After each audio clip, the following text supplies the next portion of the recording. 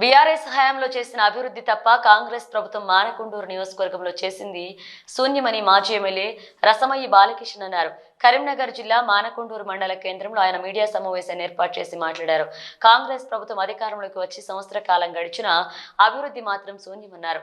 ఇసుక మట్టిని తరలించడంలో ఉన్న శ్రద్ధ నియోజకవర్గ ప్రజలపై ఎమ్మెల్యే కవంపల్లికి లేదు అని విమర్శించారు.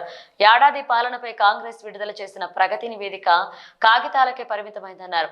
LOC Kalyana Lakshmi CM relief fund చెక్కులనిచ్చి 360 కోట్ల అభివృద్ధి చేస్తామని కాంగ్రెస్ చెప్పడం సిగ్గుచేటన్నారు. నియోజకవర్గంలోని రోడ్ల పరిస్థితి అధ్వాన్నంగా తయారైందన్నారు. అలాగే బెజ్జంకి మండలం గుగ్గిళ్లలో గల ఇథనాల్ ఫ్యాక్టరీని రద్దు చేయాలని డిమాండ్ చేశారు.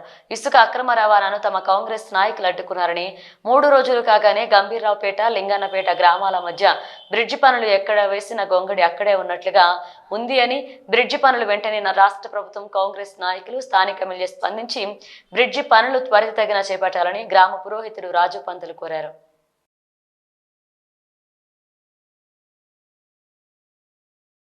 అయ్యా నువ్వు కొత్త చేయాల్సిన అవసరం లేదు సారు ఎమ్మెల్యే గారు, ఉన్నాయి మాయం చేయకని చెప్పేసి మేము అడుగుతా ఉన్నాం. ఈ సంవత్సర కాలంలో మీరు చేసినటువంటి అభివృద్ధి ఏమున్నదంటే గిదే ఇసుక మాఫియా, గుట్టల మాఫియా, బస్సుల మాఫియా. నేను మాట్లాడిన దానిలో ఏ ఒక్కటి కూడా అబద్ధం అని కాదు. మీరు ఎక్కడ రమ్మంటే అక్కడ మేము వస్తాం, మీరు ఎక్కడికి వచ్చినా మేము అక్కడ వస్తాం, మేము మాట్లాడగలుగుతాం.